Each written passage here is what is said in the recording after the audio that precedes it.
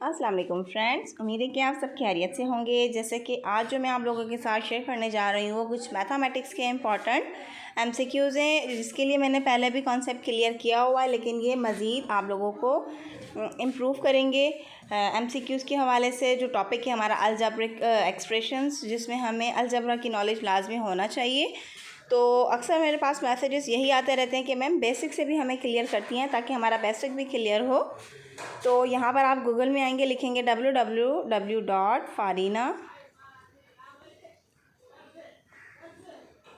अगर आप ना भी लिखें तो भी कोई इशू नहीं है, मैं आपको इसका लिंक नीचे डिस्क्रिप्शन में दे दूँगी, आप डायरेक्ट उस पर ही क्लिक करके जा सकते हैं।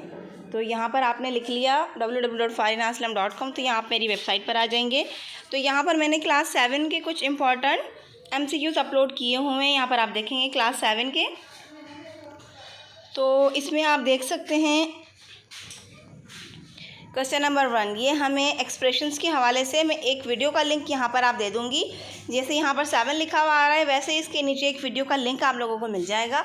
तो उस वीडियो को आप लाजमी देख लीजिएगा। अगर मैं यहाँ पर भी लिंक ना भी दूँ तो भी मैं आप लोगों को डिस्क्रिप्शन में एक लिंक दे दूँगी अलजेब्रिक का, तो वो वीडियो आप लाजमी देखें। उसके देखने के बाद आप इन MCQs को सॉल्व कीजिएगा, ताकि ये छोटी छोटी बेसिक चीज़ें हैं जिनका हमें पता होना लाजमी है। तो स्टार्टिंग के कुछ मैं आपको क्लियर करती हूँ, फिर आगे की आप लोग खुद सॉल्व कीजिएगा। अगर नहीं आए समझ में तो फिर मैं सॉल्व करवा दूँगी इंशाल्लाह।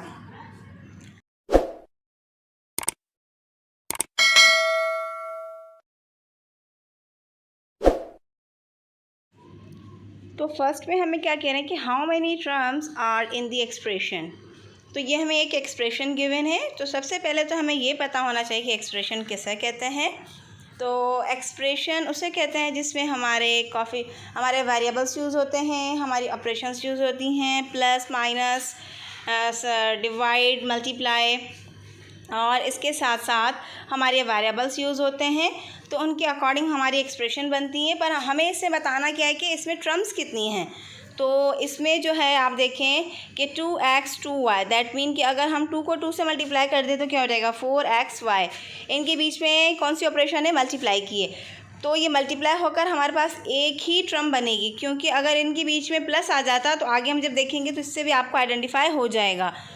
तो इनको मल्टीप्लाई करेंगे तो क्या हो जाएगा हमारा 4xy। तो यहाँ पर आप देख सकते हैं कि ये 4xy हो रहा है, दैट मीन कि ये हमारी एक टर्म हो रही है एक्सप्रेशन के अकॉर्डिंग। तो ये इसमें जो हमारा करेक्ट आंसर होगा वो हमारा क्या हो जाएगा, ए हो जाएगा। ये तमाम MCQs मेरी वेबसाइट पर हैं, आप जाकर इनको मैं आगे और फर्दर समझाती आती हूँ, और जो मैं छोड़ती आऊँगी वो आप सबको सॉल्व करने हैं और मुझे आंसर्स बताने हैं। हालांकि आंसर्स तो गिवन है, लेकिन सॉल्यूशन करें। अगर कोई समझ में नहीं आता तो वो आप मुझसे डिस्कस कर सकते हैं। यहाँ पर कह रहे हैं कि how many expression are there in the expression, how many terms, अब कितनी टर्म्स हैं। तो यहाँ पर आप देख सकते हैं, मैं पहले भी बता चुकी हूँ। यहाँ पर देखिए 2y + 5, दैट मीन के अब ये y वाली टर्म कभी भी 5 के साथ प्लस नहीं हो सकती, क्योंकि अगर हम ऐड करेंगे, अगर यहाँ पर होता 2y + 5y, तो हम इनको प्लस करके 7y करते तो वो हमारी जो टर्म होती है वो एक्सप्रेशन के अकॉर्डिंग एक कहलाती। तो इसी अकॉर्डिंग यहाँ पर आप देखें कि हमारी कितनी टर्म्स हैं यहाँ पर। तो यहाँ पर टर्म्स होंगी 2, क्योंकि 2y भी अलग है और 5 भी अलग है। इसी तरह एक और भी MCQ हो गया हमारा। ऐसे ही यहाँ पर पूछ रहे कितनी टर्म्स हैं, तो ये आप लोग तीसरा क्वेश्चन आपको देख लीजिएगा। उसके बाद हम 4 पर आते हैं। 4 में क्या करें, यहाँ पर भी यही पूछ रहे हैं कि कितनी टर्म्स है। तो आप देखकर आइडेंटिफाई कीजिएगा, एक p³ है, एक p², एक p है, तीनों डिफरेंट है, और एक हमारा कांस्टेंट नंबर है। तो ये चारों ही डिफरेंट है। तो यहाँ पर जो टर्म्स होंगी वो हमारी कितनी होंगी इस एक्सप्रेशन के अकॉर्डिंग। तो यहाँ पर होंगी हमारी 4 एक्सप्रेशंस।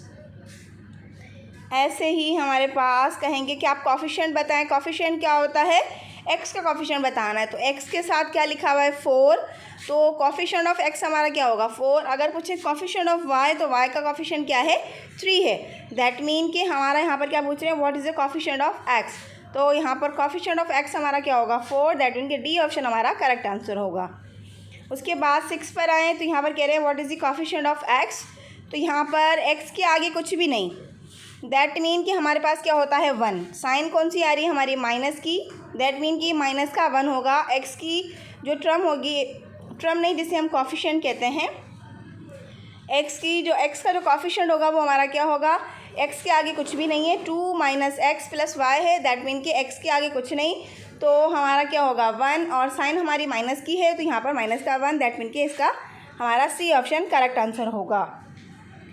उसके बाद हम आते हैं 7 की तरफ। What is the coefficient of x, तो एक्स का कोफिशिएंट क्या है, एक्स के आगे क्या आ रहा है वाई स्क्वायर, दैट मीन कि इसमें हमारा क्या हो जाएगा ए ऑप्शन करेक्ट आंसर हो जाएगा। इसी तरह ही आपको तमाम इन टर्म्स में से 9 में भी यही देखना है, 10 में भी यही चीज़ है, उसके बाद 11 में भी यही कह रहे हैं, और 12 में भी यही है, 13 में भी यही बात है। तमाम चीज़ें यही देखनी है, coefficient of X, coefficient of Y, coefficient of Y square, यही चीज़ें आपको देखनी है। तो उसके बाद जो है हमारे पास अगर हम देखें like terms, which of the following pair of the term is a pair of like terms.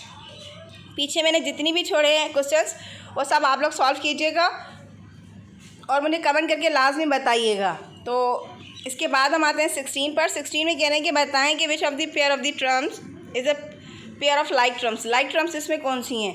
First है 110, सेकेंड है Y minus X Y, Z square comma Z square comma 8। Like terms means कि दोनों terms क्या होनी चाहिए same. अगर यहाँ पर जेड स्क्वायर है तो वहाँ पर भी जेड स्क्वायर ही होना चाहिए। अगर 8 है तो 8 के साथ कोई और नंबर होना चाहिए। y है तो दूसरा भी 2y होना चाहिए, दैट मीन कि y लाइक टर्म्स हो गई हमारी। तो इसमें जो हमारी लाइक टर्म्स आ रही हैं यहाँ पर नीचे में तो कोई भी नहीं आ रही, क्योंकि ये y है तो माइनस का एक्स वाई है, जेड स्क्वायर तो वो z है, जेड स्क्वायर है तो वो 8 है डी में। तो इसमें जो हमारा फर्स्ट है वो हमारा क्या हो जाएगा 1,10, दैट मीन कि ए ऑप्शन हमारा क्या है लाइक टर्म्स वाला करेक्ट आंसर है।